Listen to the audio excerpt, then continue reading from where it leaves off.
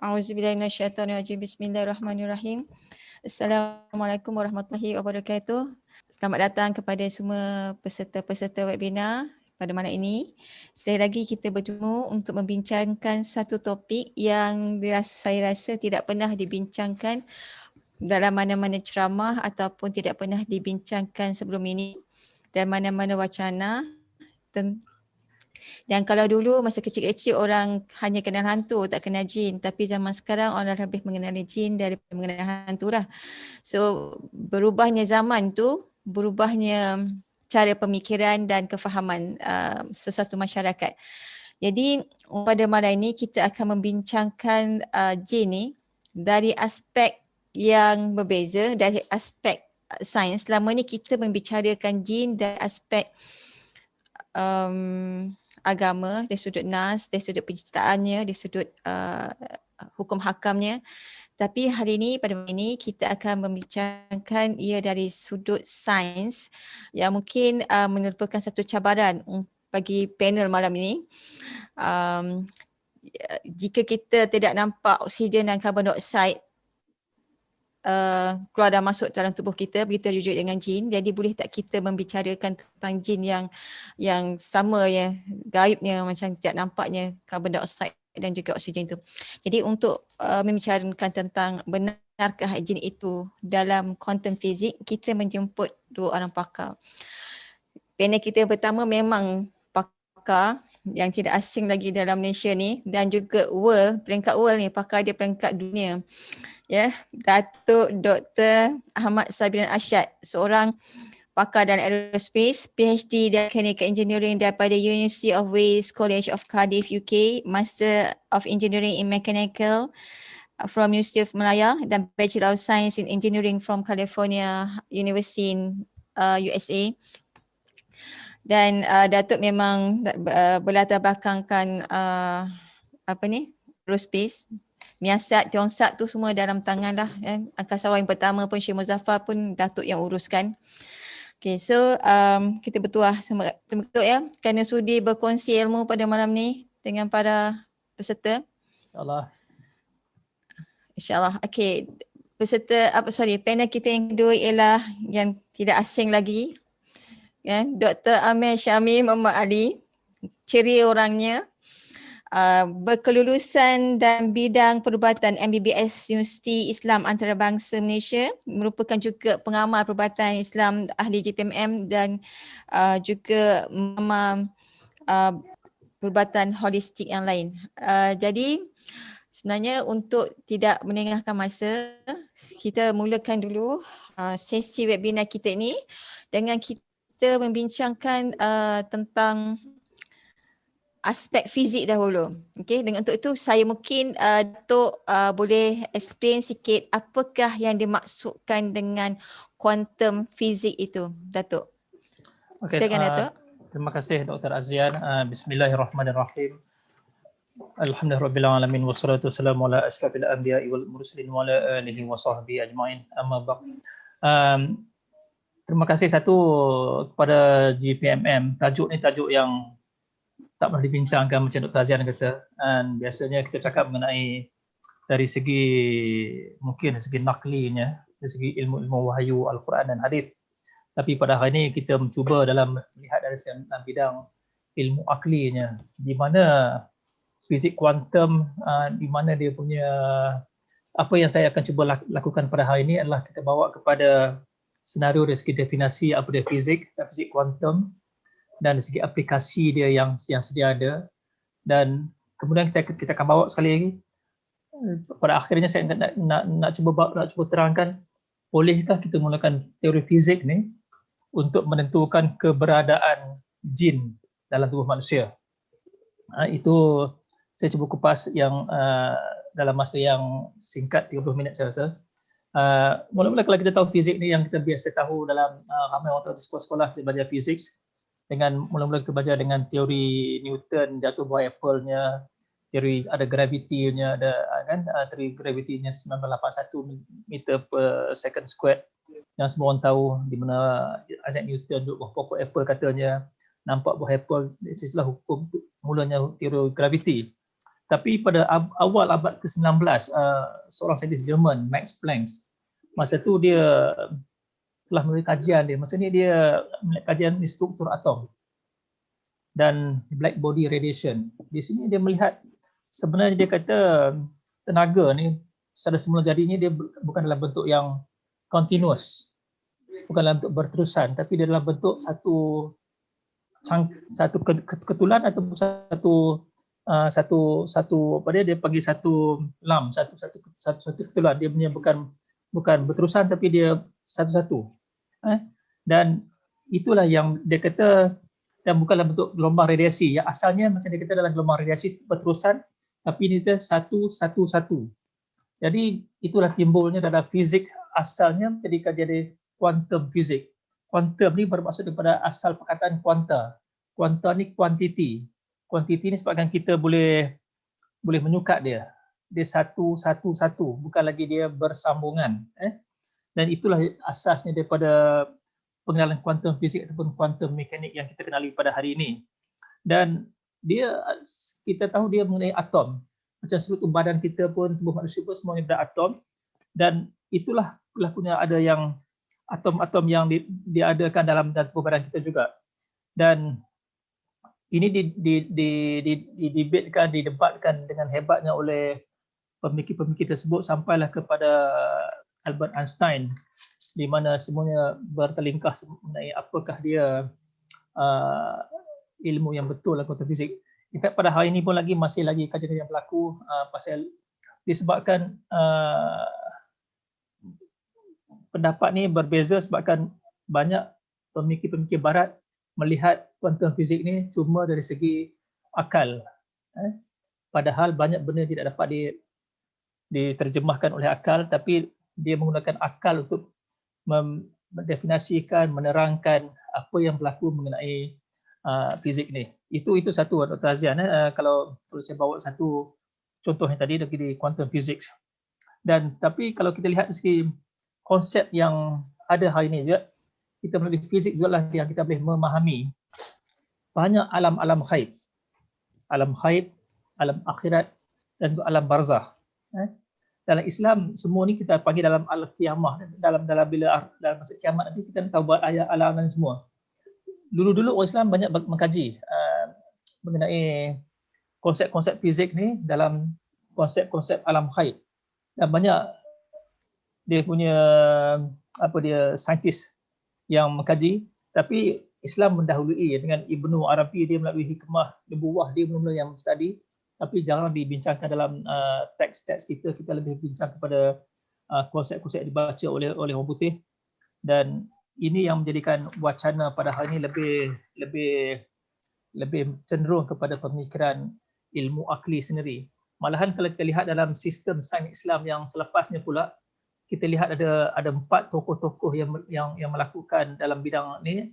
Satu, Ibnu Rushdi, dia tak masukkan mukjizat dalam karamah dia dalam sistem metafiziknya. Pasal dia tak boleh faham mukjizat ni di mana dalam metafiziknya yang boleh diterangkan. Kaum Mu'tazilah pula dia tak percaya alam-alam ghaib. Ataupun Ibn Sina tidak percaya pada kebenaran jin. Dan ilmu Al-Farabi langsung tak menyentuh hal-hal alam ghaib. Pasal alam ghaib ni kita memang dalam pemikiran kita agak terbatas. Satu, sebabkan kita kurang melakukan penyelidikan dalam bidang yang memerlukan penggabungan pelbagai ilmu. Pasal ilmu modern sains ni, kalau kita lihat dia menggabungkan ilmu matematik, logik, fizik, kimia dan biologi. Dan semua ni yang kita belajar dulu dipanggil sains tulen. Dan semua ni kena dipahami untuk kita melakukan satu pemerhatian yang lebih jelas.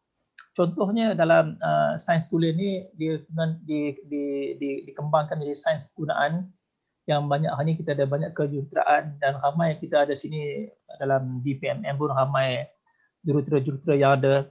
Dan di sini mungkin saya tengok benda-benda yang kita rasa pada zaman dahulu agak mungkin jauh daripada kita, tapi pada hari ini dengan contohnya sistem kejuruteraan telekomunikasi, kita dapat berkomunikasi pada hari ini. Ada Cik Hamidi berada di London, semua tuan-tuan perempuan semua berada di tempat masing-masing dengan masa yang sebenar. Padahal pada zaman dulu tak dapat dilakukan macam ni. Dan kalau kita dapat lihat, kalau kita kira dia punya perjalanan daripada bumi ke matahari untuk menghantarkan satu telekomunikasi punya signal, mengambil masa cuma 5 saat. Jadi kalau kita lihat manusia boleh sampai ke bumi, sampai ke angkasa lepas, ke alam yang Allah cipta ni amat luas, kan? Tentu ada yang menjaganya, kan?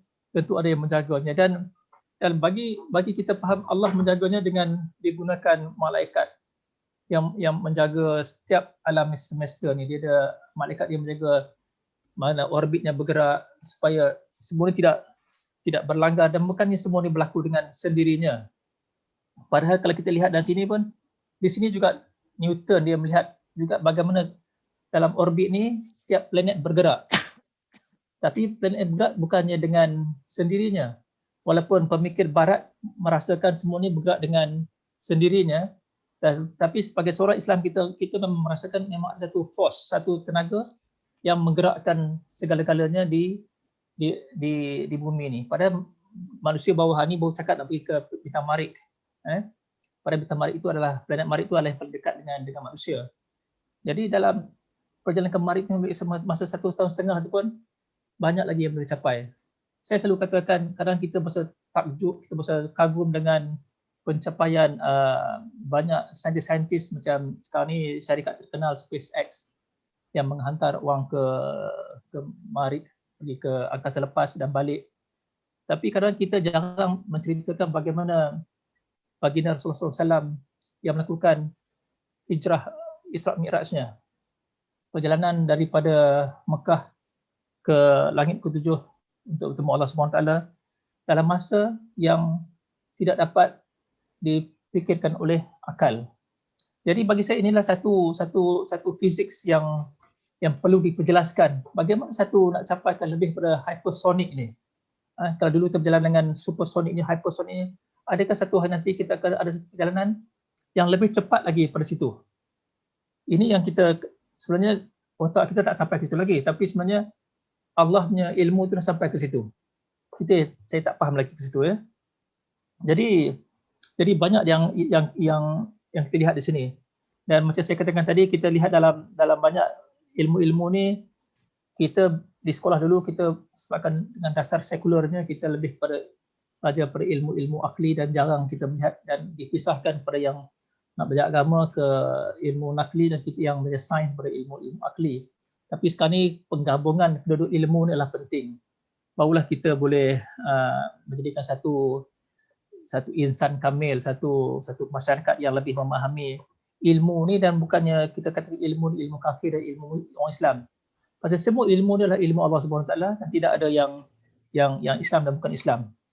Dan kalau kita lihat di sini, ilmu akli yang kita ada ni, dia menceritakan banyak dari segi hukum-hukum tabi'i yang ada pada hari ini, dan kita belajar, kita nak tahu kenapa sesuatu benda itu bergerak, kenapa sesuatu benda itu terjadi, kenapa sesuatu benda itu berlaku.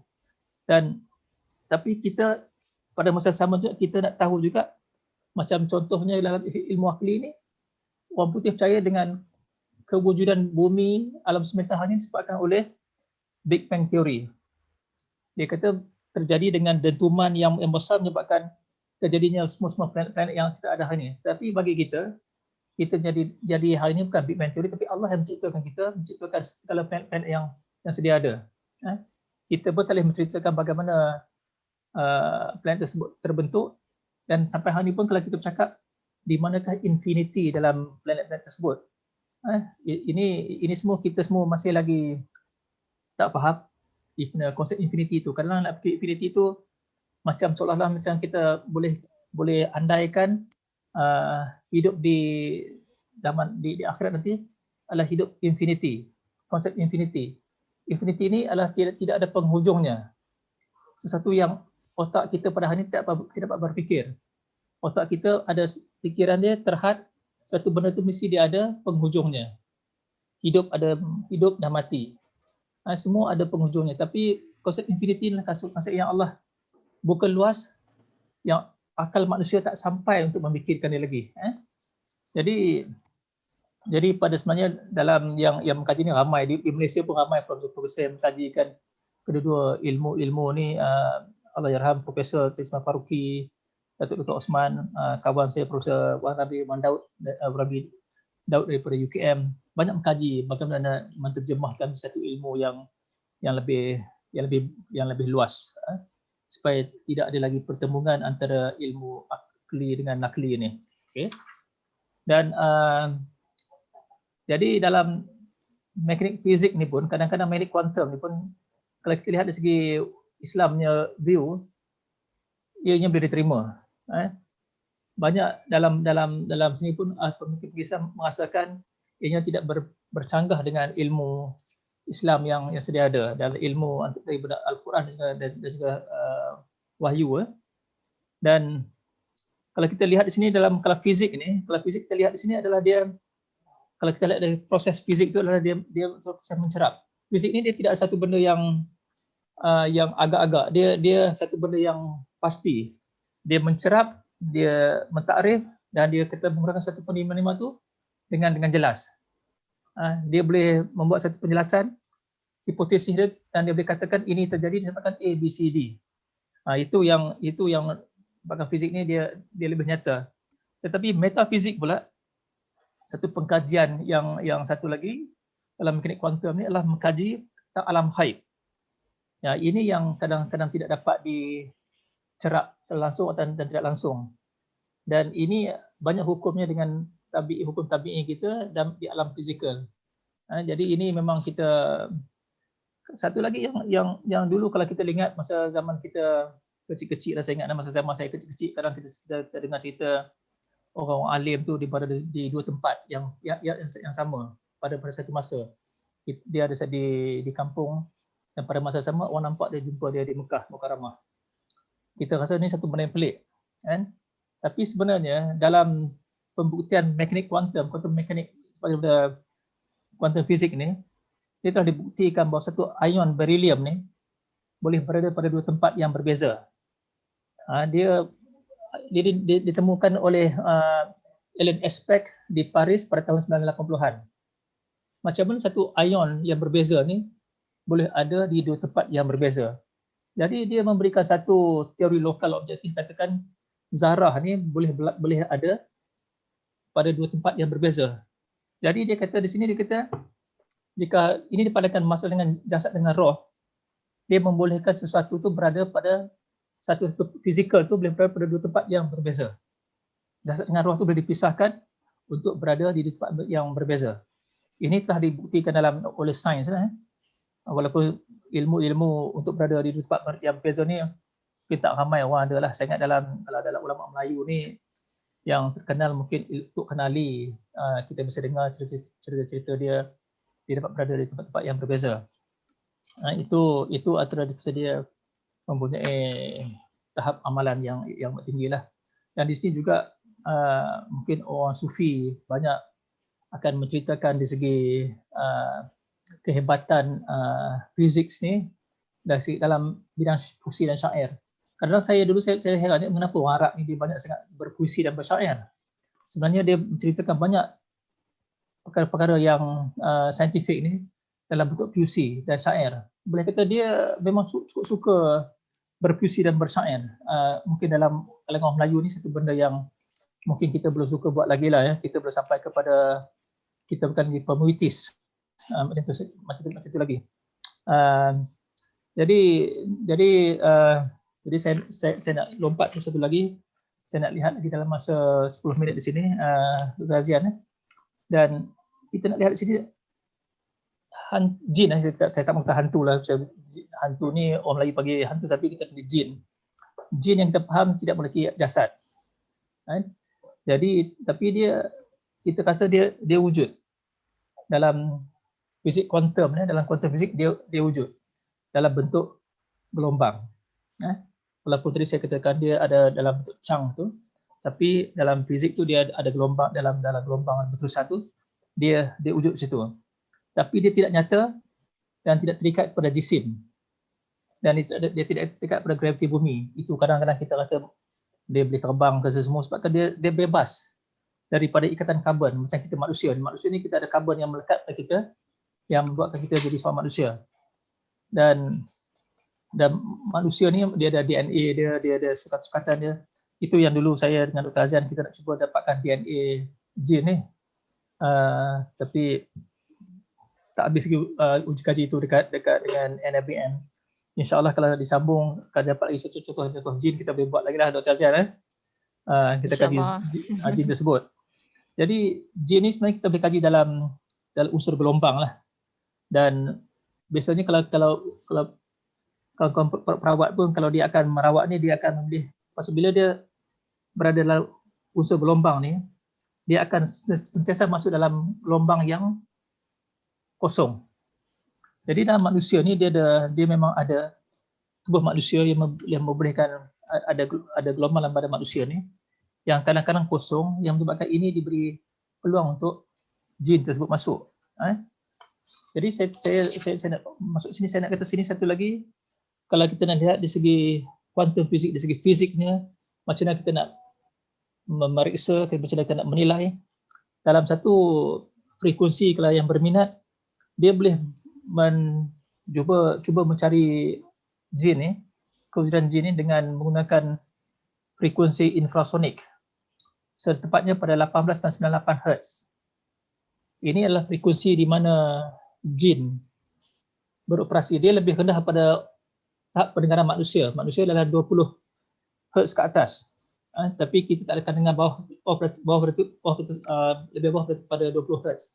Yang dengar ni adalah budak-budak yang belum masih budak-budak lagi, kanak-kanak kecil, dia dapat mendengar pada bunyi yang pada infrasonik ni. Itu pasal kadang-kadang kita kata dia boleh, budak-budak ni dia mendengar, dan haiwan-haiwan pun dia mendengar bunyi pada frekuensi yang bawah pada 19 Hz ni. Tepatnya daripada 18.98 Hz ni. Dan inilah julat yang kalau kita lihat dalam semua reference pun, inilah julat frekuensi di mana semua jin beroperasi. Jadi kalau orang yang berminat nak cari jin ni, nak cari hantu-hantu di mana-mana, dibawalah dia punya pilot elektromagnetik punya frekuensi meter tu, dibawa dia punya frekuensi meter, dia bawa ni untuk measure dia punya frekuensi. Pasal satu lagi dia bawa frekuensi meter pada 18.98 Hz, dia bawa EMF meter dia untuk melihat sama ada tak gangguan elektromagnetik. Pasal dia ada tenaga yang dikeluarkan. Ini dapat disukat. Walaupun kita belum dapat dilihat, tapi kita dapat menyukat. Kita dapat menyukat pada hari ini, dan kita menggunakan infrasound ni untuk mendengar apa yang dikatakan. Kadang-kadang bila saya tengok dalam Discovery Channel ni, dia orang putih ni, kalau tuan-tuan pernah tengok dalam satu channel ni, dia cerita mengenai paranormal activities ni, dia ada satu Muslim di situ. Kadang-kadang bila terlampau hebat gangguan dia panggil penyelidik Muslim ni untuk memberikan azan. Dan kadang-kadang dia dapat menangkap suara-suara yang dibunyikan oleh jin tersebut. So ini adalah suara yang maksudnya Datuk tadi kata di space ke yang bukan. Ini di bumi. Ini di bumi, di bumi nyata. Pasal kalau di space dia punya satu ruang yang vacuum, yang hampir vacuum, bukan vacuum, hampir vacuum, microgravity. Di situ saya bertanya dengan ramai angkasawan, pada masa tidak seorang lagi yang mengatakan dia dengar bunyi-bunyi macam itulah. Padahal yang kata Jepun mendengar bunyi dentuman kuat tu lagi, banyak orang bagi macam-macam pandangan berdasarkan Al-Quran dan Hadis. Tapi sebenarnya tidak dapat disokong dengan jelas lah ya. Yang saya katakan tadi, jin ni bila dia berada pada frekuensi yang rendah pada pendengaran manusia, dia dapat didengari oleh kanak-kanak kecil dan juga haiwan, tapi dia dapat dikesan oleh detektor infrasound ni yang digunakan biasanya untuk mengenal pasti bila berlakunya gempa bumi ataupun tercetusnya volcanic eruption, gunung berapi. Dan ini satu frekuensi yang rendah, itu pasal kalau boleh ingat, di Jepun satu masa dulu bila nak berlaku gempa bumi, kucing-kucing berlari dulu. Macam mana kucing-kucing ni tahu? Dia dah dengar ada pergerakan pada frekuensi yang lebih rendah. Kan? Jadi mungkin kalau hantu, kalau jin pun tahu, dia pun lari dululah pada bunyi macam tu. Jadi kalau siapa yang nak mengkaji, dia kaji dari segi infrasound pada 18.98 Hz. Ada alat yang disediakan, dia boleh gunakan EMF detector. EMF ini akan memberikan kesan gangguan elektromagnetik pada yang ada, dan juga dengan termometer. Termometer ni biasanya bila dia wujud je jin ni, biasanya suhu dia berada pada -3 darjah Celsius. Jadi dia dalam suhu yang pun rendah juga. Dia punya kewujudan tenaga tersebut adalah tenaga yang amat rendah. Jadi bila itu pasal kadang-kadang pengamal-pengamal dia banyak menggunakan banyak teknik-teknik rawatan. Kalau kita lihat sini, saya tengok sini yang paling biasa kat Malaysia saya tengok, perawat akan menggunakan garam untuk yang dikatakan akan apa dia, menyebabkan jin dan makhluk halus tidak suka.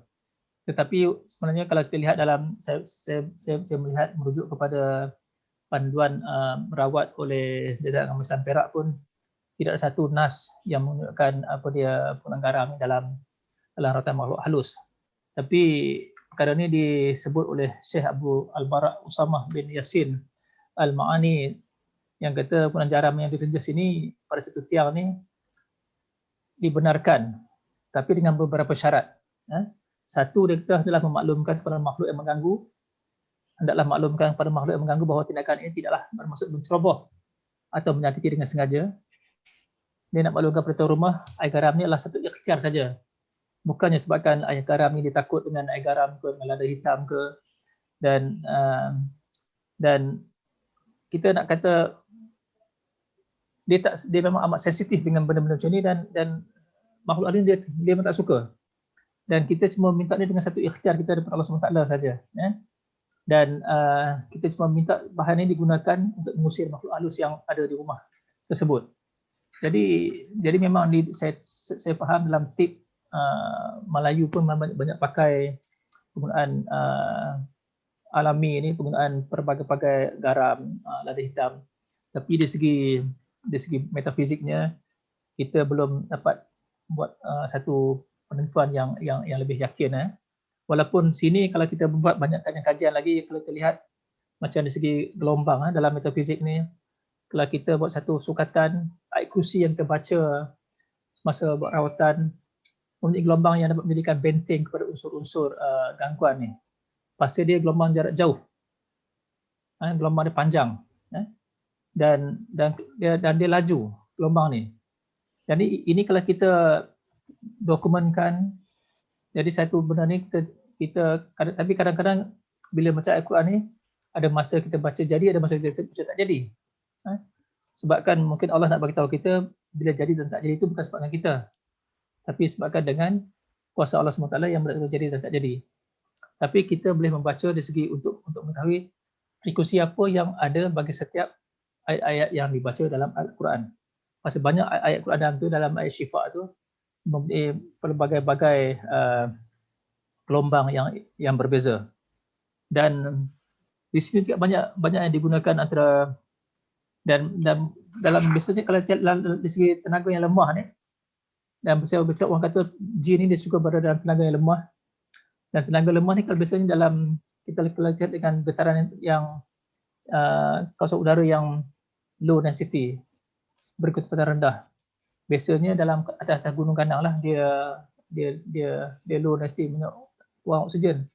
Dan situ pun kalau kita dapat faham daripada ulama-ulama mengatakan tempat-tempat ni lah menjadi tempat di mana jin-jin suka berada. Dan kawasan lemah yang lain seperti kawasan berlumut, yang bau busuk, lembap, kering dan panas, semua tempat ni adalah tempat yang disukai oleh jin. Tapi mungkin setengah-setengah ni telah kita lihat dalam teori yang sedia ada, tapi banyak lagi yang kita dapat yang belum dapat kita pastikan. Tapi satu yang saya nak inginkan sebelum saya tutup sini adalah mengenai membawakan satu lagi dia punya penyelidikan fizik ni lebih kepada kajian frekuensi. Pasal satu ini adalah satu kajian yang senang kita tetapkan dan senang kita gariskan dan senang kita dapat hasil yang lebih baik. Kalau kita dapat satu kajian untuk membuat satu terapi ke satu perawatan, sekiranya kita ada kaedah-kaedah ni dalam SOP kita boleh sukat di manakah wujudnya, adakah wujudnya gangguan syaitan jin tersebut dengan berubahnya frekuensi semasa kita buat karatan ruqyah contohnya. Jadi bila kita kumpulkan data-data ni, barulah kita boleh menyatakan dengan yakin bagaimanakah kuantum fizik ni punya hubung kait yang rapat dengan apa dia dengan jin, satu perkara yang kita nak lihat. Dan walaupun sebenarnya kalau kita lihat dalam filem-filem yang dilakukan dalam Ghostbuster dan sebagainya, itu mempunyai satu, walaupun kita lihat dia ditembak dengan menggunakan elektronik gadget, tapi itu adalah satu benda yang dapat dilakukan, bukan satu benda yang fiction. Tapi sebenarnya dalam kajian sains fizik pun memanglah kita nak menangkap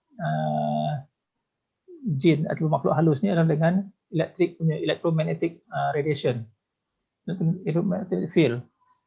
Jadi kita alat itu memang dah ada. Kita punya pendekatan bila kita merawat ni, kita lebih kepada kita menghalau, kita mengeluarkan jin tersebut daripada badan, tapi bukannya dari segi memerangi macam putih ni, dia lebih kepada nak menangkap. Dan ada masa juga dia bertanya, dia bersembang dengan jin-jin tersebut. Sama ada jin tersebut Islam atau bukan Islam, itu kita bincangkan dalam tajuk yang selanjutnya. Sekian Dr. Azia, saya dah ambil masa lebih 3 minit saya cakap dalam lingkup yang saya rasa ada abad besar sampai ke angkasa lepas, balik ke bumi, pergi selepas balik. Jadi nanti kalau ada soalan kita bisa sambung nanti insya-Allah. Jadi saya berhenti sini dulu Dr. Azian. Ya. Terima kasih Datuk. Menarik ya kalau maknanya kita boleh buat kajian dari sudut gelombang. Apakah sebenarnya gelombang ayat kursi?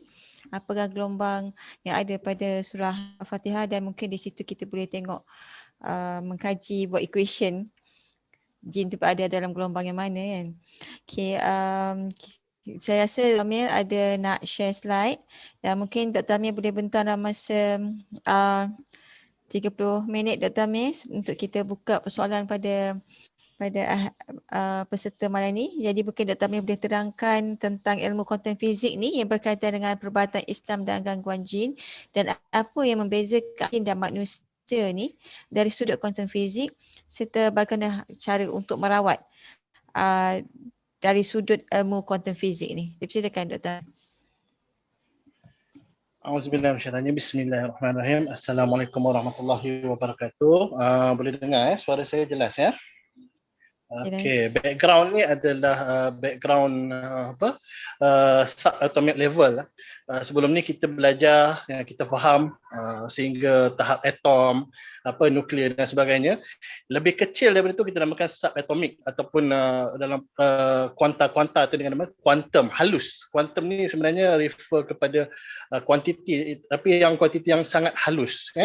Yang mana apabila bercerita tentang kuantum fizik ni sebenarnya dia sedikit sebanyak bertentangan dengan relativity teori yang dibawa oleh Albert Einstein. Senang ceritalah, kuantum fizik ni sebenarnya benda yang tak logik. Kalau tahun 50-an, 60-an, 70-an dan sebelumnya, dia kata kuantum fizik ni satu benda yang metafizik, benda yang quackery, mengarut, menipu, kan? Tetapi sebenarnya dah lama ada, dah dijumpai pun. Cuma disebabkan ada faktor-faktor tertentu, faktor-faktor pelbagai faktor lah, ekonomi dunia dan sebagainya. maka perkara ini banyak dirahsiakan daripada umum.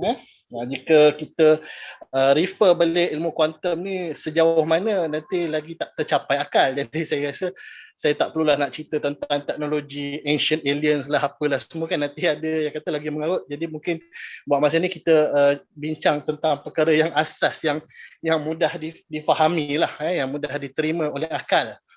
Sebab kalau dicerita tentang ilmu Allah ni sangat luas, maha luas kuasa Allah.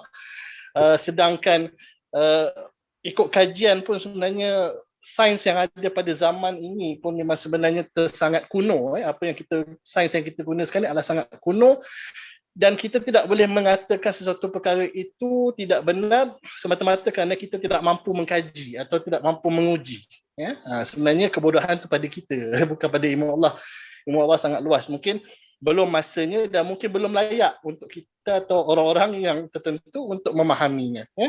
Jadi satu topik malam ini adalah satu topik yang berani, yang bagi saya yang dibawa oleh GPMM adalah satu topik yang sangat berani, yang mungkin akan menerima tantangan oleh beberapa pihak. Bagi saya, apa yang kita rasa kita tak suka, kita harmonikan. Orang kata tak kenal maka tak cinta. Jadi sama-sama dah kita berkenalan, dan saya minta kepada semua audien, pendengar agar berlapang dada untuk kita sama-sama memahami. Kalau tak nak ambil pun tak ada masalah. Tak ada masalah. Tak semestinya mendengar apa yang saya present malam ni, apa yang Datuk present malam ni wajib diguna, tidak. Ini adalah kearifan yang Allah telah bagi kepada ramai manusia-manusia yang lain selain daripada kita. Dan tidak ada salahnya pun kita nak menggunakan ilmu ni, kerana kalau kita tengok dari segi sejarah pun, yang hebat tentang kuantum fizik ni sebenarnya adalah ilmuwan Islam zaman dahulu. Tetapi ilmu tu telah hilang pada kita dan diambil oleh orang putih dan diberi penjenamaan branding macam-macam. Okey. Sedikit saya kenalkan latar belakang saya, macam mana saya boleh terjebak dalam dunia kuantum ni. Saya sebenarnya di dalam perubatan Melayu Islam ni daripada saya kecil lagi. Saya punya keluarga memang ramai yang pengamal perubatan Islam, dan saya tertarik sehingga saya ambil MBBS di UIA. Di UIA saya belajar macam-macam lah tentang syariat, fiqh apa semua tu. Dan apabila dah keluar tu, saya banyak mendalami tentang ilmu hakikat, makrifat yang banyak dikatakan sesat dan sebagainya. Bagi saya ilmu tu tak sesat, yang membawa tu ramai sesat. Jadi sebab tu nak balik ke pangkal jalan, kita kenalah harmonikan ilmu, gabungkan ilmu, kefahaman. Begitu juga dengan ilmu-ilmu bercerita tentang ilmu holistik ni, ramai yang takut. Contoh di dalam perbincangan yang lepas, ada yang sangat takut tentang ilmu hipnoterapi ataupun rawatan separa sedar. Betul, tidak nafikan di masa separa sedar kita terdedah kepada segala segala ancaman daripada jin dan sebagainya. Tetapi sebab itu kita tengok pada siapa yang kita menerima rawatan. Nak menerima rawatan, carilah orang yang berpengalaman, yang dah biasa buat dan selamat. Yang penting selamat. Sebab keberhasilan itu semua bergantung kepada keizinan Allah Subhanahu Wa Taala. Baik. Seterusnya tadi ada juga yang bertanya soalan, sebelum saya lupa. Dia bukan bertanya soalan, dia komen tentang Ibn Sina menafikan jin. Saya tidak pasti sejauh mana, tetapi yang saya pernah baca dia punya penulisan dan saya pernah berkongsi dengan Dr. Azian, bahawa Ibn Sina menyatakan bahawa jin adalah mikroorganisma ataupun haiwan yang sangat kecil yang tidak nampak dalam darah, yang boleh berubah bentuk. Itu salah satu statement dalam penulisan Ibn Sina. Jadi terpulanglah kepada penakrifan masing-masing. Jadi bismillahirrahmanirrahim. Saya mulakan dengan ayat Quran, ayat 11 surah Ar-Ra'd. Allah berfirman, di dalam ayat ini, sesungguhnya Allah tidak merubah keadaan sesuatu kaum sehingga mereka merubah keadaan yang ada pada diri mereka sendiri. Tapi sebelum itu Allah sebut, bagi manusia ada malaikat-malaikat yang selalu mengikutinya bergiliran di muka dan di belakangnya. Mereka menjaganya atas perintah Allah Subhanahu Wa Taala. Jika kita buat kajian tentang ayat Quran, saya terbaca ada penyelidikan satu universiti menyatakan bahawa dalam Al-Quran 83 kali, tak silap saya, dia ceritakan tentang perihal berkaitan syaitan, dan 83 kali diceritakan perihal tentang malaikat. Jadi ada yang berpandangan bahawa malaikat bukan saja Jibril dan sebagainya kita tahu, tapi ia juga merujuk kepada kata sifat. Begitu juga dengan syaitan. Dalam Al-Quran dia tidak mencerita secara spesifik tentang gangguan-gangguan jin, tapi banyak bercerita tentang syaitan. Seperti dalam hadis pun dikatakan tentang syaitan. Cuma ada satu yang ayat dalam surah Al-Jin ayat 6 ayat 6 atau ayat berapa dia kata apabila kita minta perlindungan dengan jin maka mereka akan menjadi sombong dan jahat itu adalah yang disebut. Jadi saya nak tekankan pada ayat ini ialah sungguhnya Allah tidak akan merubah keadaan suatu kaum sehingga mereka merubah keadaan yang ada pada diri mereka sendiri. Ini termasuk juga pada keilmuan yang kita faham sebelum ini.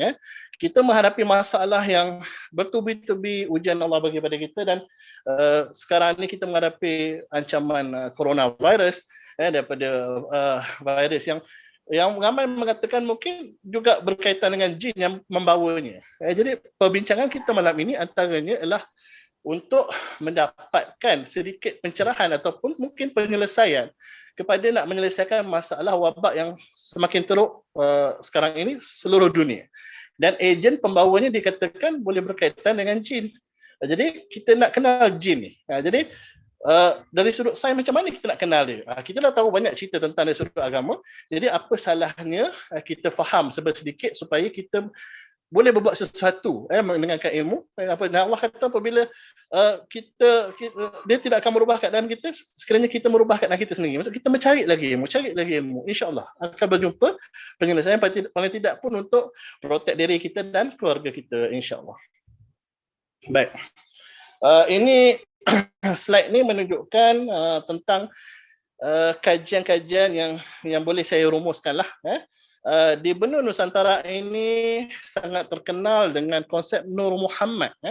Nur Muhammad di dalam fatwa tahun JAKIM tahun 2002 dibenarkan selagi kita tidak mengaitkan dengan zat-zat Allah Subhanahu Wa Taala. Jadi dibolehkan sebenarnya untuk kita menyatakan bahawa Nur Muhammad adalah awal kejadian.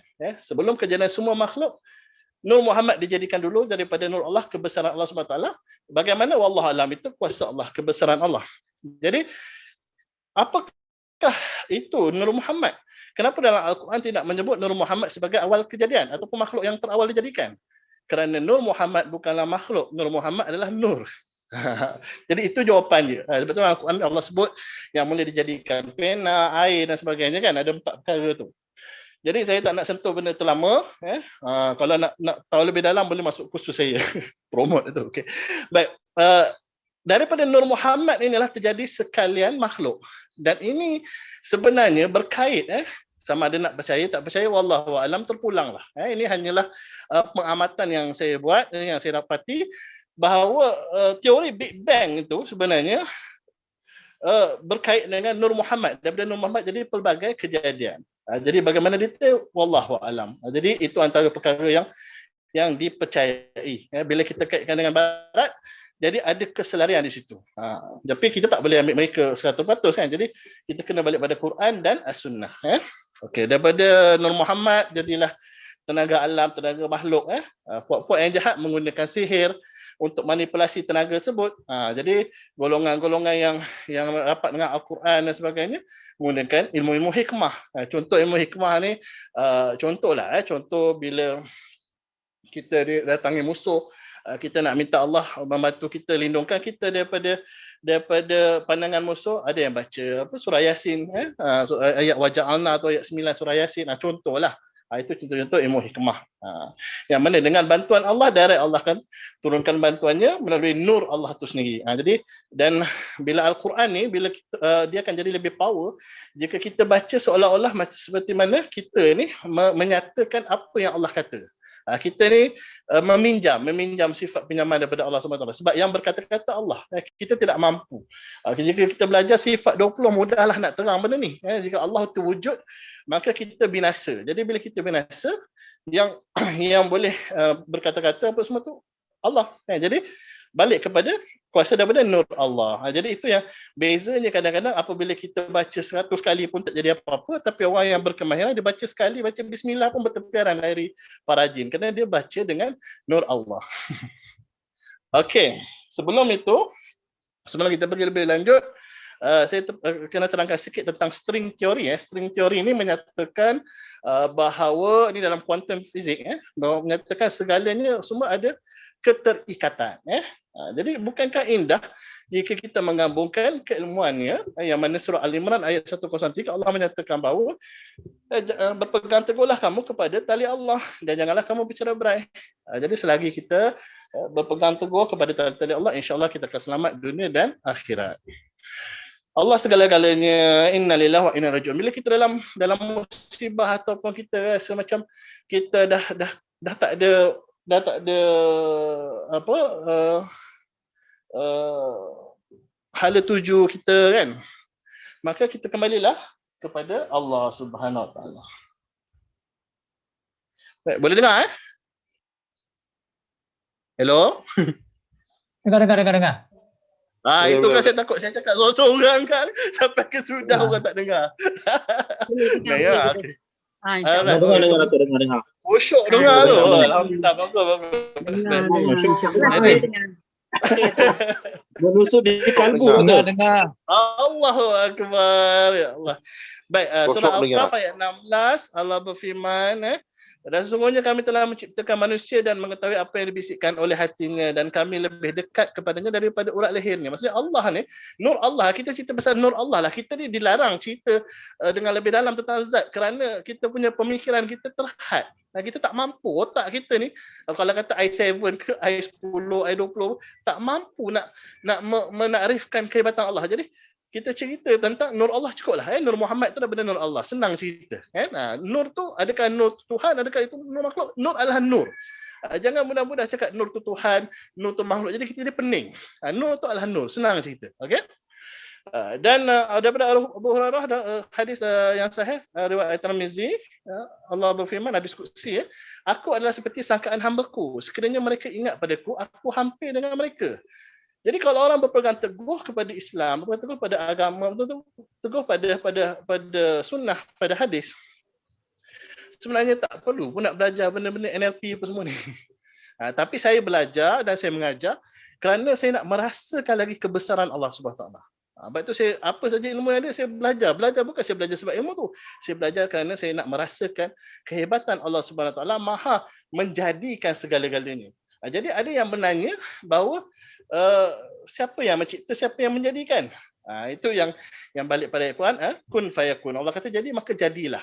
Jadi yang mencipta ataupun mereka tu kita, Allah bagi pada kita, tapi untuk menggerakkan benda tu Allah yang jadikan, kun fayakun. Di situlah nur Muhammad dan nur Allah tidak pernah terpisah. Dan itulah antara perkara ini diterangkan dalam string theory dalam quantum physics. Baik. Classical physics lebih kepada apa yang diterangkan oleh Albert Einstein. Membandingkan quantum physics ni dia lain, dia pelik. Classical physics menunjukkan sama ada kepala ataupun ekor. Dan dia mengatakan bahawa energy has mass, mass represent energy. Dia katakan bila sesuatu benda yang ada berat, ada tenaga. Tapi dalam quantum physics ni nak menceritakan tentang cahaya. Cahaya ni ada berat atau tidak kan? Jadi dia menceritakan bahawa cahaya ni dia adalah energi dan dia juga adalah berat. Jadi dia ada kedua-duanya. Dia boleh jadi A ataupun B, hidup ataupun mati. Dan quantum physics ni sebenarnya bukan perkara yang asing bagi kita. Kalau kita buka maybank2u.com apa semua tu kan, encryption apa semua dah guna, kita namakan quantum computer. Quantum computer ni berbeza daripada classical physics komputer yang dahulu. Kalau dahulu kita ada 1010 binary, dia punya nombor. Tetapi kalau dalam quantum physics ni kita ada banyak set 1010 tu ada banyak set. Jadi dia pantas. Komputer yang kita pakai sekarang ni mungkin membuat satu pekerjaan mungkin dalam masa sebulan 2 bulan untuk data yang besar seluruh dunia. Tetapi quantum computer dia boleh buat pekerjaan dalam beberapa minit ataupun beberapa jam saja. Itulah teknologi kuantum memang sangat. Tapi saya bukan orang yang pakar dalam kuantum sebab saya bukan orang fizik. Tapi itu boleh tengah nanti Datuk Sabirin boleh ceritalah tu kalau nak tahu lebih lanjut tentang kuantum. Jadi antara yang popular tentang quantum physics ni adalah double slit punya experimentation, yang mana ada lubang dua ni. Gelombang ni dia melalui lubang ni, dia bukan jatuh pada satu tempat je pada dinding dia. Dia jadi pada banyak tempat ya. Jadi inilah nak menceritakan bahawa kita tak boleh cakap cahaya tu berjalan lurus. Dia boleh jadi overlap antara satu sama lain sehingga menjadikan banyak kesan-kesan pada dinding tu. Jadi nak menyatakan bahawa kalau ikutkan Albert Einstein, dia cahaya tu lurus. Ini cahaya tu boleh berlengkok-lengkok. Okey, cukuplah untuk pasal pendengar kuantum. Kita balik pada hal jin tadi sebab ramai minat tentang jin.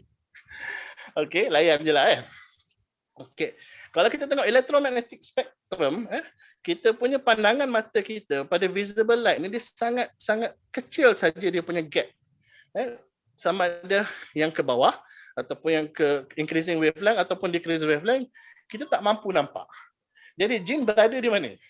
Semua orang bertanya, jin berada di mana? Jadi banyaklah kajian-kajian dibuatkan mengatakan jin berada di antara infrared ke microwave punya gelombang. Wallahu a'lam. Sebab itulah kita tak nampak. Sebab dia tidak berada dalam visible light, dalam spektrum warna yang mata kita boleh lihat. Tetapi orang yang terlatih dengan pandangan mata hati ataupun ditumpangi jin ataupun pandangan jin dalam diri dia, dia bolehlah melihat ataupun merasa. Macam saya tak dapat lihat direct tapi merasalah. Kalau tak rasa macam mana nak merawat kan? Begitulah ceritanya. Okey. Saya harap dapat menjawab soalan Dr. Azian tadi. Dr. Amir boleh teruskan slide dah habis ke? Mana Ada kita lagi, akan banyak teruskan. lagi. Ya. Saya terus ya. Sebab Okey, mana tentang kita teruskan dimensi. je sampai. Ya. Okey. Dimensi, ramai yang berminat tentang dimensi ataupun kata hijab terbuka dan sebagainya kan. Okey, dimensi ni apa ya? Dimensi ni ditakdirkan oleh ramai orang pelbagai versi lah. Tapi yang ramai terima ada 12 dimensi. Tetapi kalau ikut kajian ada sampai 36 dimensi. Dan dimensi itu berada di mana? Dimensi itu sebenarnya berada semua di satu tempat je. Bukan dimensi itu maksudnya dekat Kota Baru ke apa, bukan. Di tempat kita berdiri ni, di sini semua dimensi itu ada di sini. Sama ada kita di dalam gelombang dimensi itu ataupun tidak. Jadi untuk lebih mudah saya terangkanlah satu persatu. Okey, dimensi pertama ni adalah satu garisan lurus. Itu namanya first dimension. Dimensi kedua bila ada macam X dan Y. Dimensi ketiga di sinilah yang kita berada. Kita ada X, Y, Z. Ada nampak bentuk 3D kita kan. Okey. Jadi atas daripada dimensi ketiga, inilah yang mana Tok Kenali kata matikan diri sebelum mati. Bila kita matikan diri semua tu, barulah kita boleh masuk ke dimensi keempat. Dimensi ini ikut kajian ramai pihak lah dan saya simpulkan saja. Dimensi keempat adalah dimensi yang berkaitan dengan masa. Demi masa sesungguhnya manusia dalam kerugian. Kecuali, sambung lah sendiri. Baik. Jadi, atas daripada dimensi masa adalah dimensi yang kelima, the realm of spirit. The realm of spirit ni maksudnya jiwa ataupun nafs. Beza dengan soul. Soul ni roh. Okey, jadi kenapa di sini, di slide ni saya buat 5 dimensi je. Sebab mengikut kajian, banyak pihak mengatakan bahawa para jin berada di dimensi pertama hingga dimensi kelima. Dan mereka berada lebih kurang dimensi keempat, kelima dan most of the time. Yang mana jin ni, yang mana belajar ilmu sihir dan ilmu-ilmu yang diorang pun hidup lama kan. Mereka boleh mencari adat masuk ke dimensi ketiga, iaitu dimensi yang kita berada. Jadi benda ni sedikit sebanyak boleh membantu tuan-tuan semula, terutama perawat, yang mana jin berada di dimensi keempat dan dimensi kelima. Iaitu dimensi keempat adalah dimensi yang berkaitan dengan masa. Sebab itu manusia ni selalu dilengah-lengahkan masanya kan, nak buat malah kan. Dan dimensi kelima adalah dimensi berkaitan dengan nafs ataupun jiwa, spirit. Sebab tu dikacau kita punya jiwa kan. Dikacau jiwa dan dia berkaitan dengan unconscious ataupun subconscious dan unconscious.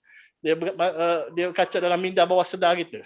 Sedangkan minda bawah sedar kita dia 90% daripada kekuatan minda kita kan. Jadi dikacau di situ. Jadi bagaimana pula higher dimension?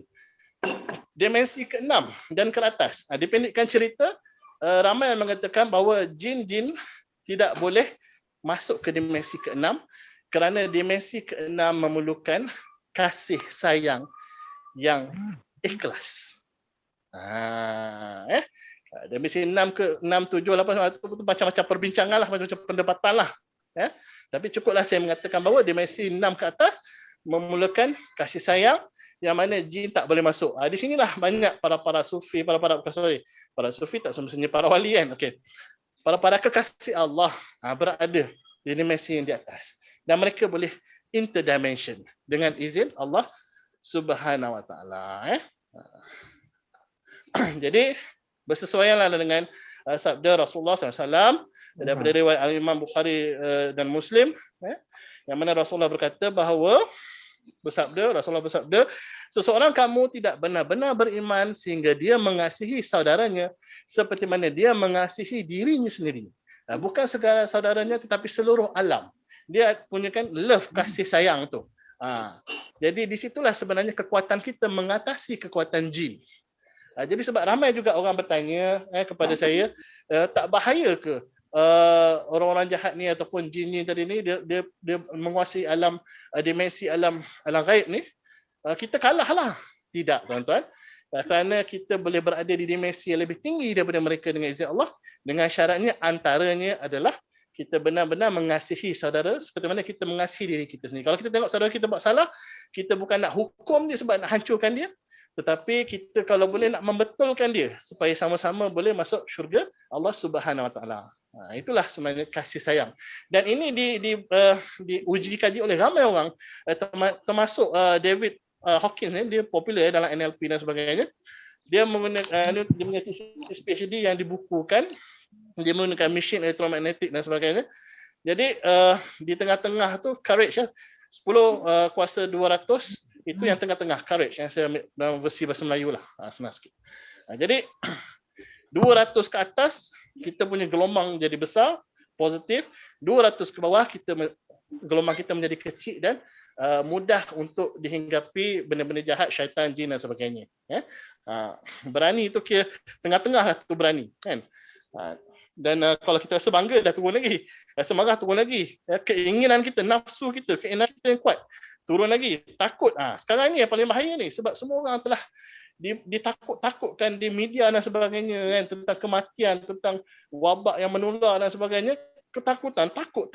Inilah sebenarnya yang mata satu tu nak melalui New World Order. Sekarang ni bukan lagi teori konspirasi, memang dah jadi pun konspirasi tu menakutkan seluruh umat Islam. Sehingga nak sembahyang kat masjid pun takut kan. Saya tak nak komen panjang, nanti kan saya pula jadi turun saya punya energi, jadi marah pula. Okey. Rasa bersalah, rasa malu kan, putus asa. Okey. Rasa bersalah, rasa malu ni banyak dialami oleh perawat-perawat yang mana bila merawat satu kes, kes tu daripada elok kita rawat, lepas tu esok meninggal. Kita rasa macam bersalah padahal kita tak ada kaitan pun, dah hajar dia kan. Jadi kita sampai bersalah, apa yang aku dah buat ni sampai orang tu meninggal. Padahal itu dah kuasa Allah Taala. Ini semua praktikal lah, bila kita buat kita akan lalui kan. Tak ada siapa yang hebat hanya Allah. Kita melalui segala perkara kan. Jadi cinta, bahagia, damai, pencerahan ni kita nama enlightenment, itu yang tertinggi. Pencerahan ni maksudnya itulah konsep iman, Islam dan ihsan. Jadi ataupun kita membawa diri kita kepada nak menjadikan diri kita insan kamil, insya-Allah. Itulah pencerahan enlightenment. Inilah taraf-taraf para wali, kecil ke besar, itulah dia punya tahapan dia yang mana dikaji lagi. Neutralisir ni maksudnya neutralize. Orang yang ada level yang tinggi tak boleh ke tepi. Orang yang ada level 700, yang 10 kuasa 700 kata tu, enlightenment nombor 1, dia boleh neutralisekan 70 individu di bawah level 200. Dia boleh neutralisekan orang. Begitu juga yang level 600, 500, 300. Dia boleh neutralisekan orang. Dia boleh, bila orang dekat dengan dia, orang rasa seronok, orang rasa suka, orang rasa happy, orang rasa tentram. Inilah bila kita jumpa ulama-ulama besar yang ramai ada arwah pun sebenarnya kan, kita rasa tenang aja. Dan bila arwah-arwah para ulama ni bila meninggal, kita rasa sedih. Sebab apa? Sebab kita rasa kehilangan dah rasa ketenteraman tu. Sebab apa? Sebab mereka ni berada di level yang tinggi. level 500 ke atas, 10 kuasa 500 ke atas, dia punya kekuatan energi dia yang mana boleh neutralize ramai orang, berjuta-juta orang, 70 juta, 10 juta kan. Jadi itulah kenapa ulama-ulama ni disayangi.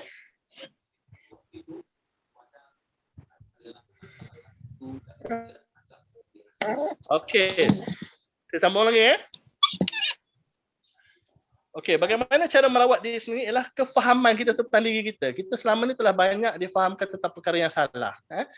Kita diajar untuk saling berlawan, competition. Sedangkan kita sepatutnya berjemaah. Kita saling kuat menguatkan. Benda ini terbukti dalam diri manusia apabila dikaji bahawa jasad manusia adalah satu komuniti yang terdiri daripada 50 trilion sel. Yang mana minda kita, otak kita ni adalah general pentadbir kepada seluruh sel dalam badan kita, dan setiap potensi setiap sel adalah 0.07 volt. Apabila dikalikan daripada 50 trilion sel, boleh menghasilkan 3.5 trilion volt yang boleh bertukar kepada gelombang. Dinamakan tenaga potensi ataupun potential energy.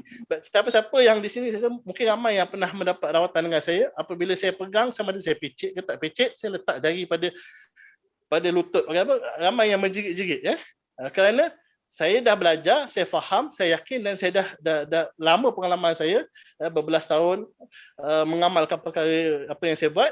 Jadi bila saya tekan, tenaga tu terus mengalir. Tenaga dalam diri saya tu mengalir dalam bentuk gelombang hingga mengeluarkan syaitan ataupun jin di dalam tubuh pesakit. Tapi kalau orang tak ada gangguan, dia tak sakit pun kalau saya tekan. Macam budak-budak sampai dia gelak-gelak sebab dia tidak ada masalah. Itu bergantung pada cara masing-masing lah. Jadi di sini sebenarnya konspirasi yang berlaku. Kacau pula benda ni. Okey. Sekarang ni ada dua tokoh.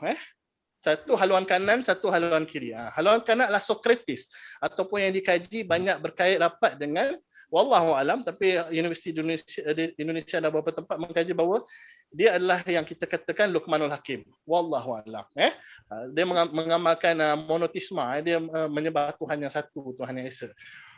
Dia membawa spiritualism, manakala lawannya adalah Democritus ataupun yang dibawa oleh aliran Isaac Newton. Inilah yang banyak digunakan oleh dia kata the left wing. Ni right wing banyak ikut Socrates, the left wings ataupun geng-geng Dajjal, Freemason, Illuminati semua ni, mereka mengikut aliran Democritus. Mereka ni cerita tentang sains saja. Sains yang telah dirosakkan, telah diubah suai. Yang mana Socrates ni kata tentang vitalism, form of soul independent and prior to the material world. Ini nak menceritakan bahawa materialism, physicality is a corrupt shadow of the ideal. Macam kalau kita belajar kesufian, kita ni hanya bayang-bayang saja. Kita tak wujud punya wujud Allah Ta'ala, dengan sifat pinjaman daripada Allah mewujudkan kita. Itu yang kita belajar dalam sifat 20 dan sebagainya. Tetapi yang di dunia sekarang ni dia menggunakan aliran Democritus. Itu ramai yang mempertikaikan adakah perubatan moden sekarang adalah perubatan Islam.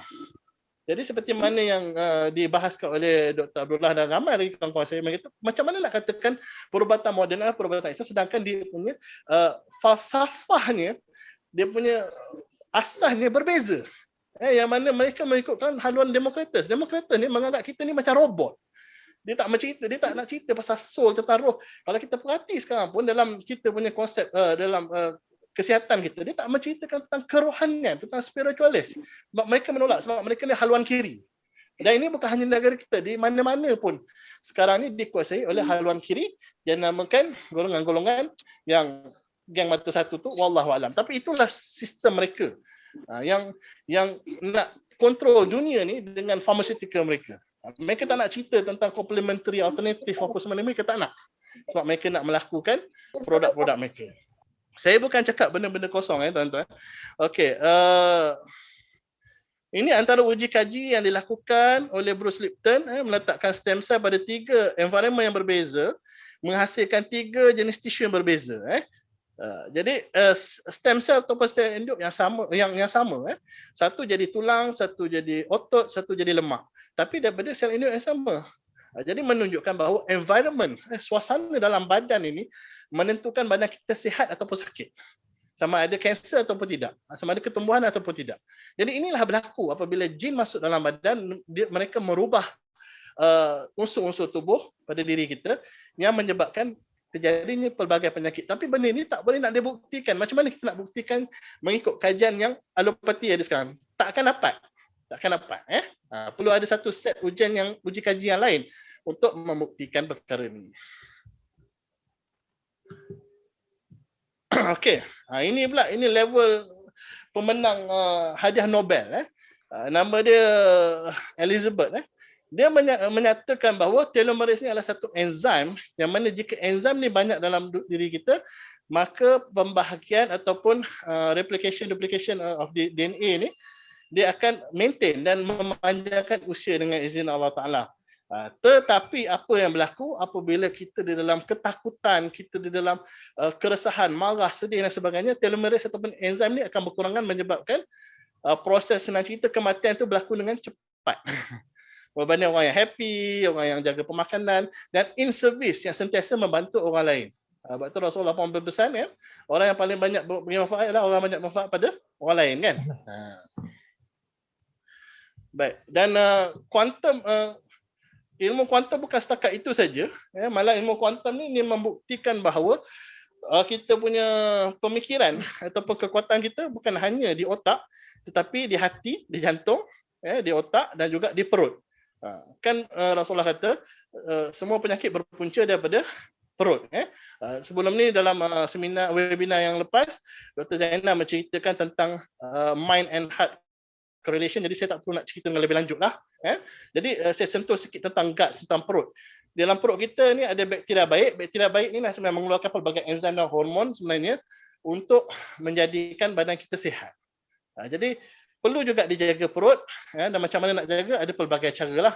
Okey, antaranya ini kajian-kajian yang dilakukan, hikmah makan buah. Buah ni adalah makanan kesukaan bakteria-bakteria baik ataupun probiotik dalam badan.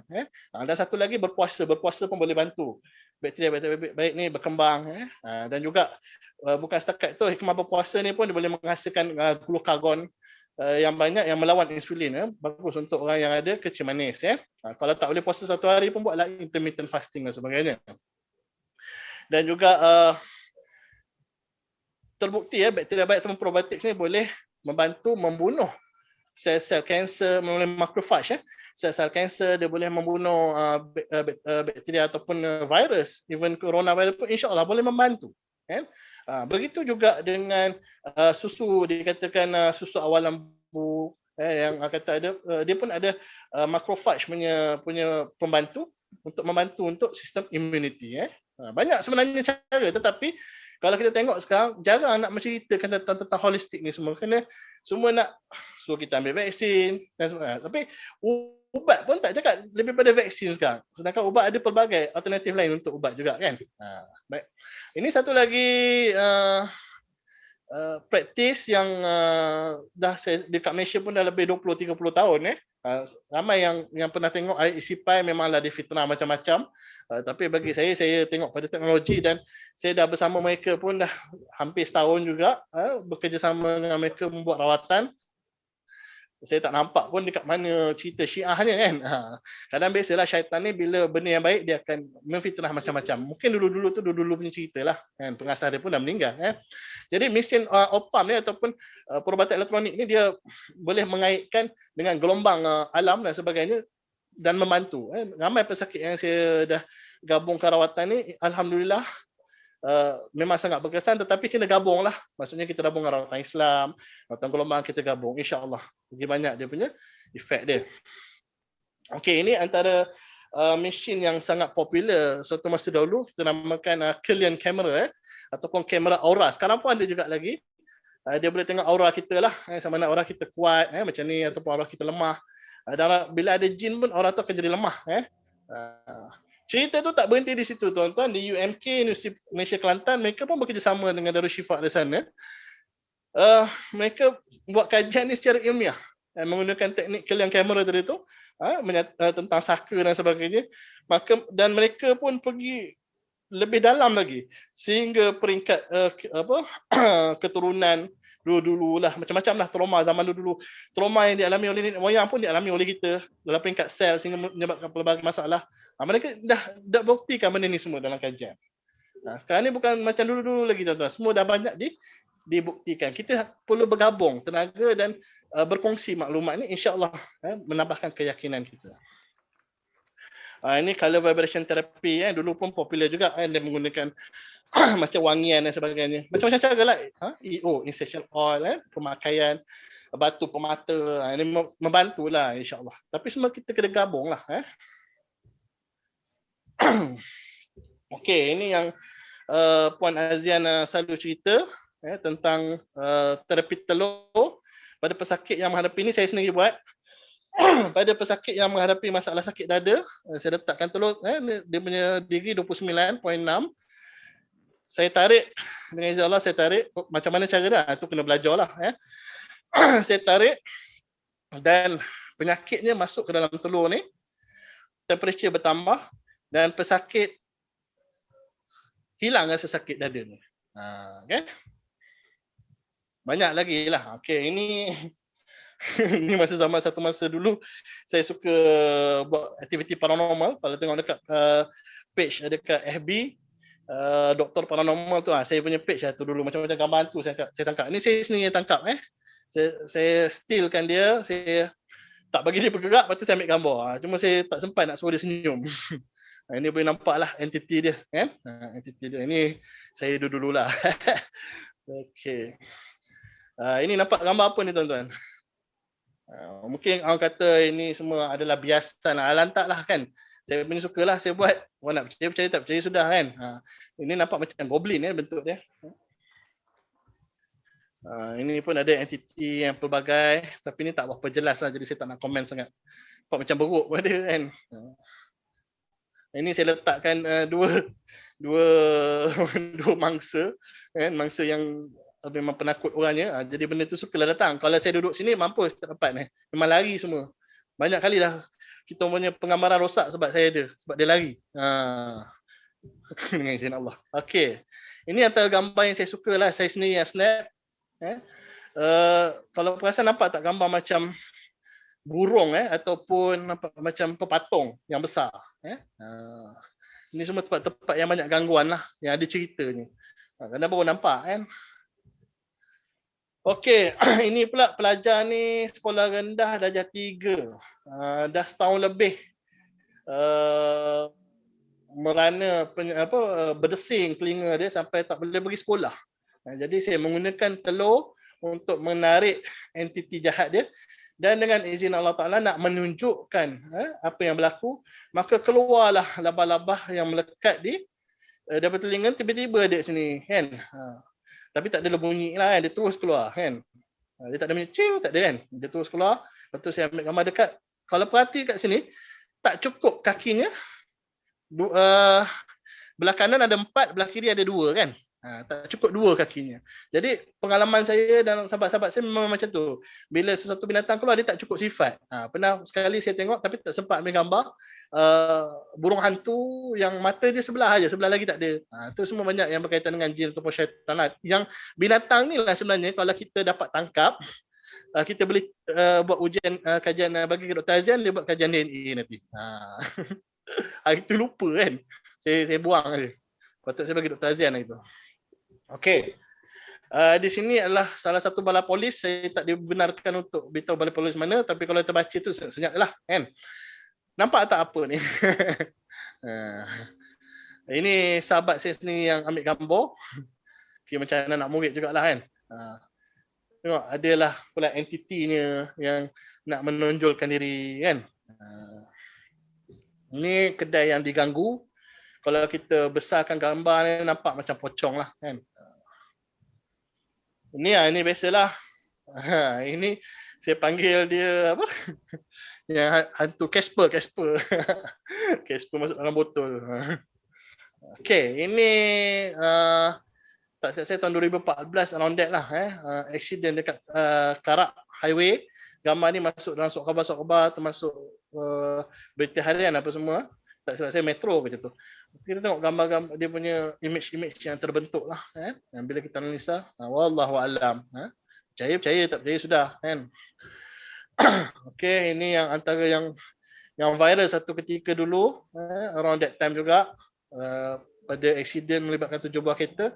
Dia tengok dalam ambulans ni ada pula kan, yang bergambar kan. Ini pun sama jugalah kan. Ini yang terbaru ni, tak terbaru sangatlah. Akhir tahun lepas kecoh pasal Sabdo Palon 500 tahun lepas kejatuhan Majapahit menyelamatkan diri balik. Sebelum dia menyelamatkan dia akan buat banyak kehancuran. Macam-macam versi lah. Tapi ini sajalah nak menunjukkan dalam pada awan. Awan pun macam-macam objek. Ada bentuk keris, ada apa. Ini semua benda-benda luar daripada pemikiran logik kita lah. Okey, kalau sesiapa yang berminat, macam-macam lah kursus yang kita buat. Online pun ada kan. Untuk basic, untuk mastery. Ini untuk anatomy physiology. Ini untuk motivasi. Semua kita gabungkan konsep quantum lah, quantum Sufi. Dan melalui Akademi Sufi dulu kita banyak buat program dengan UKM, tetapi sebab kan PKP COVID dah setahun lebih ni, jadi banyak saya buat online je lah. Itu pun apa yang saya buat online, apa yang saya mampu nak buat. Okay. Saya berhenti sini mungkin untuk nak menjawab soalan ke apa, mungkin boleh lah. Okay, terima kasih Dr. Amir atas perkongsian yang sangat menarik, yang detail. Dan seperti yang Dr. Amir kata tadi, jika kita jumpa binatang yang seperti cacat tu, kemungkinan binatang tu adalah satu jemaah jin lah. Sebab jin bila menjadi binatang, dia akan menjadi makhluk yang cacat. Dan saya pun pernah juga rawat jumpa cicak yang cacat, yang terbakar sebelah lepas kita baca ruqyah. Dia tiba-tiba muncul. Di sini kita ada lagi 15 minit dan kita buka kepada soalan, dan di sini ada soalan untuk Dr. Amir. Seperti yang diketahui, quantum touch dipelopori oleh Richard Gordon dan Dennis Godfrey. Dalam konteks masyarakat Muslim Nusantara, bagaimana energi metafizik boleh diaplikasikan dalam rawatan oleh perawat? Minta Dr. Amir ulas sedikit. Pertama sekali, saya ingin tegaskan bahawa mereka ni hanya orang yang mempopularkan. Bukan mereka orang yang mencipta mereka kaedah tu, tidak. Kaedah tu dah lama di Nusantara. Begitu juga dengan hipnoterapi, NLP, macam kita ada tafakur kan. Kita ada bersangka baik, husnuzon. Dah lama orang Islam buat dah kan. Begitu juga dengan apa yang saya buat, macam yang kita tekan orang sakit, penyakit hilang apa semua tu. Ataupun masa zaman saya belajar dengan arwah Ayah Cik Dungun ni, salah seorang guru saya ni adalah keturunan daripada Tok Kupalo. Jadi banyak. Dan saya 4 tahun saya belajar dengan dia, dia tak pernah cerita moyang dia Tok Kupalo. Dan meninggal 2-3 hari sebelum tu baru dia beritahu moyang dia Tok Kupalo. Yang dia ajar saya banyak ilmu Tok Kupalo. Mungkin dia sebab nak elakkan saya rasa hebat kot kan. Jadi yang sebab yang hebat tu Allah Ta'ala kan. Jadi mungkin dia tak nak bagi saya bias, jadi dia tak cerita pun moyang dia siapa. Jadi itulah antara benda yang orang biasa buat. Bila tekan pesakit tu, pesakit rasa macam kena current, macam kena elektrik, macam Zeus pegang kita, kena apa? Kena petir kan. Itu sebenarnya semua orang boleh buat. Yang penting dia belajar, dia faham, dia yakin dan dia berpengalaman. Dia buat benda tu berulang-ulang kali. Itu membezakan orang yang pakar dan orang yang belum pakar. Pakar ni dah beribu kali dia buat dan menjadi dengan izin Allah. Jadi sebab itu belajar dan beramal, insya-Allah. Ada lagi soalan untuk Dr. Amir ni. Lapisan langit ketujuh tu merupakan dimensi juga? Baik, ini bergantung kepada takrifan masing-masing. Kalau kita di dalam Islam, kita belajar 7 petala langit, 7 petala bumi, semuanya 7 lah kan. Jadi nak katakan dimensi, tak dimensi, wallahu alam. Sebab kita kena tengok frame of reference. Saya kata ada 36 dimensi itu tadi frame of reference dalam quantum physics. Di dalam ilmu Islam ataupun ilmu Nusantara, kita lebih kepada 7 petala langit, 7 petala bumi. Jadi tengok reference mana yang kita cerita. Dan dimensi ni benda yang kita tak boleh nak cakap kita je betul. Sebab benda tu bukan benda yang solid yang kita boleh buktikan. Inilah lebih kepada teori dan pengalaman, kefahaman orang-orang yang dah biasa dengan alam-alam tersebut. Wallahu a'lam. Okey, banyak soalan untuk Dr. Amir ni. Lagi ada soalan lagi untuk Dr. Amir. Dr. Amir, jin adalah unsur api. Bagaimana pula dengan kenyataan jin itu boleh terbakar? Baik. uh, ini ada cerita-cerita pasal ulama jugalah kan. Pernah dengar tak cerita yang pasal saya tak ingat siapa yang dia tampar orang yang bertanya soalan tu. Kan? Orang tu tanya dia kata kita ni daripada tanah, kau pun aku daripada tanah, kau pun daripada tanah, asal usul kejadian, tapi kenapa aku sempat kau sakit kan? Begitu juga dengan api kan. Jadi api pun boleh meletupkan api kan. Jadi itu unsur, dan ada lagi satu pandangan mengatakan bahawa jin itu daripada unsur api daripada awal kejadian. Macam kita lah, awal kejadian Adam daripada tanah, tapi kita daripada mak ayah kita daripada air mani dan juga persenyawaan telur ibu kita kan. Bukannya tanah dalam tu. Jadi itulah penerangan saya. Bagaimana kita nak merasa energi, ni dah tadi kan? Ke soalan yang sama ke? Bagaimana kita nak merasa energi kehadiran jin kepada kita dan merawat gangguan? Itu seperti Dr. Amir kata tadi lah, mengikut kepakaran pengalaman kan Dr. Amir kan? Ya, dan juga ada mentor. Salam dekat mana? Yang... mentor. Okay. Mentor, salam dekat mentor mana maksudnya... saya boleh? Saya mentor. bertanya soalan tu. Okey. Okey, secara jelasnya saya nak tahu macam mana maksudnya dari sudut energi apa yang akan kita terasa di tubuh kita apabila kehadiran jin tu datang. Bagaimana caranya dan adakah perlukan beberapa kaedah pembuka ataupun dia datang secara tiba-tiba kita dapat merasai dengan beberapa energi yang ada pada tubuh kita, dan apakah energi itu? Baik, setiap orang dia tak sama, tak sama. Maksudnya kita ada orang yang lebih kepada visual, ada lebih pada audio, ada yang lebih pada kinestetik, ada yang jenis kepada pelbagai lah. Jadi kalau saya cakap kaedah A, ada orang kaedah B. Saya cakap kaedah C, ada orang kaedah D. Jadi kita kena pasti kaedah apa yang kita mudah rasa, dan itulah yang kita latih. Bab kata Bruce Lee kan, aku tak takut orang yang belajar 100 jurus, tapi aku takut orang yang belajar 1 jurus tetapi dia berlatih banyak kali dengan 1 jurus itu. Begitu juga dengan pengesanan kan. Dan pengesanan ni pula tidak bermakna jika kita dapat kesan kita nak cerita pada pesakit. Sebab kita takut sama ada pengesanan kita sama ada salah ataupun kenyataan kita boleh menimbulkan masalah, fitnah dan sebagainya kepada pesakit tersebut. Jadi cukuplah untuk kita tahu dan kita bertindak di atas apa yang Allah bagi pada kita. Banyak cara sebenarnya. Kalau mengikuti kursus saya akan ajar pasal kinesiologi, saya akan ajar macam mana untuk merasai dan sebagainya. InsyaAllah banyak kaedah-kaedah yang boleh kita guna pakai. Tetapi kaedah yang paling berkesan ialah seperti mana sabda Rasulullah SAW, takutlah kamu kepada firasat yang beriman kerana mereka melihat dengan pandangan Allah. Pandangan Allah daripada hati kita.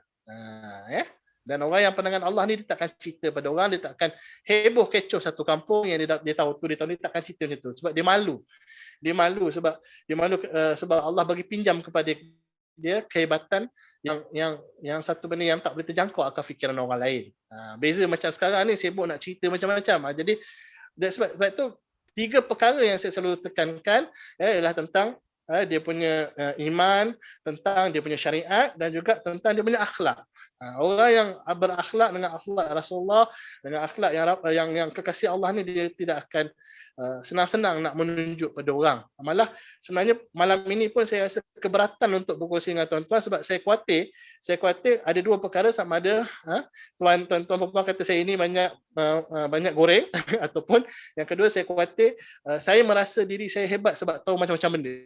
Tetapi saya terpaksa cerita sekarang. Kalau tuan-tuan tahu, saya dalam Gapima apa semua, saya dah 7-8 tahun lebih dah. Saya jarang cerita benda macam ni. Tetapi saya rasa sekarang sudah sampai masa kerana kita sedang berperang. Kita sedang berperang dengan satu wabak yang amat hebat Allah ciptakan yang kita tak nampak. Dan wabak ni dia menghancurkan kita bukan disebabkan jangkitan dia. Jangkitan dia tak ramai. Kalau ramai dah ramai mati bergelimpangan tepi jalan lah. dia menghancurkan kita daripada hati kita, dia buatkan kita ketakutan, kerisauan, kegelisahan, kebosanan kan. Tension hidup, tension. Jadi sebab tu saya terpaksa berkongsi dengan tuan-tuan untuk dapat merasakan balik. Paling tidak tak dapat banyak, dapat sikit pun jadilah dapatkan rasakan balik dekatnya Allah tu dengan kita, insya-Allah.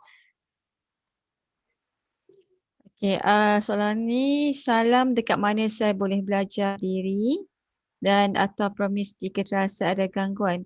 Boleh pergi ke website GPMM, www.gpmcare.org. Di situ ada senarai pusat-pusat rawatan di situ yang mengikut tempat. Dan jika nak belajar, insya-Allah GPMM akan mengadakan kursus ruqyah klinikal yang akan dikendalikan oleh Dr. Husaini. Dr. Husaini adalah seorang medical doctor, tapi sekarang ni telah menceburkan diri dalam rawatan ruqyah. Soalan lain, jika kita melawat makam-makam lama atau adakah kita terdapat kajian mengenai kuantum fizik di kawasan makam di mana ada perawat memaklumkan adanya penjaga jin kerana ada yang merasakan ada aura. Datuk nak jawab ke Datuk? Tentang kuantum fizik di kubur-kubur lama, di makam-makam lama? Yang saya tahu tak pernah buat lagi pun. Ya? Mungkin Dr. Amir pernah buat, tahu lah, tapi yang saya tahu tak pernah buat pun. Belum pernah orang pergi ke kubur-kubur buat satu kajian, nanti jadi satu khurafat pula kan. Satu isu sensitif maknanya, orang Islam kan. Maknanya kuantum fizik ni tidak perlu dikaji di kubur ataupun di makam. Ya, Kenapa nak perlu di sini usah paranormal peduli pun apa ramai yang bersetuju kita tak buat penggambaran apa semua di makam-makam kubur sebab sensitiviti dan menghormati. Ya. Okey, kita ada lagi 3 minit sebelum kita tamatkan, dan mungkin Datuk nak conclude sedikit apa perbincangan kita pada malam ini tentang jin dalam kuantum fizik. Okey, terima kasih Dr. Azam. Bagi saya satu capaian yang baik oleh Dr. Amir tadi. Banyak daripada A ke Z saya banyak belajar tadi mengenai Dr. Amir. Terima kasih Dr. Amir. Saya rasa ini sebenarnya dalam apa yang dilakukan oleh GPMM ini memberikan satu, saya buka kamera, memberikan satu lembaran baru bagi GPMM meneroka antara ilmu akli dengan nakli. Saya itu satu usaha yang baik dan patut diteruskan. Macam tadi Dr. Azam kata, kita juga akan buat dengan Dr. Husaini satu SOP bagi perawat, bagi memastikan perawat semua mengikuti SOP sebagaimana seorang doktor perubatan.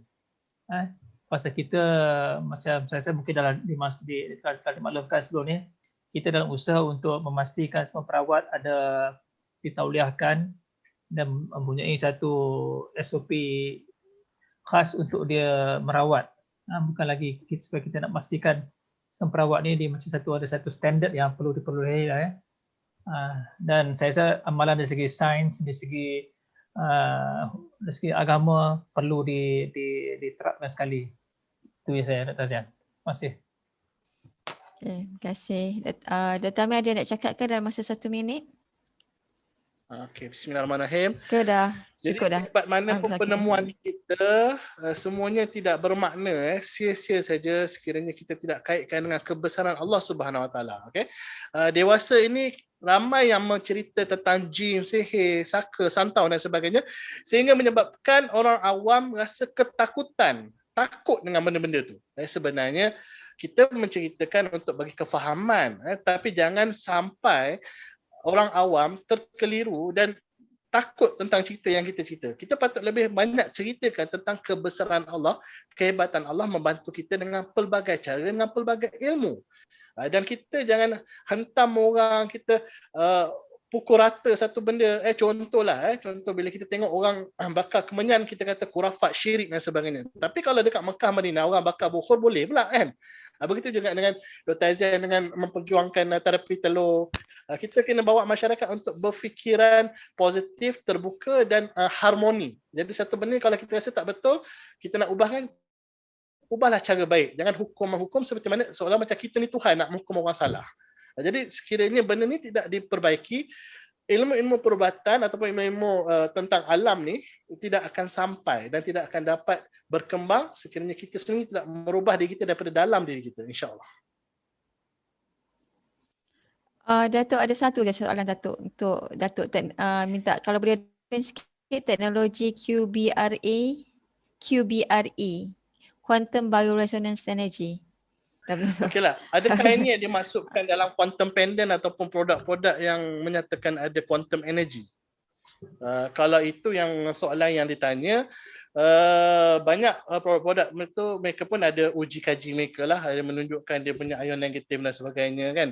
Jadi wallahu alam lah, cuma orang yang guna itulah yang boleh merasakan dia punya perbezaan sebab kadang benda ni dah overclaim sangat dan itu terlalu mahal. Contoh bayangkan batu daripada gunung berapi yang kalau kat Indonesia sana yang dekat Jawa dia orang guna untuk asar pisau aja batu tu kan. Tapi bila dah sampai dekat kita sini masuk dalam MLM dan sebagainya jadi ribu-ribu harga kan. Jadi itu antara benda-benda faktor dalam cerita tentang quantum jugalah, dan itu berkaitan dengan skala energi.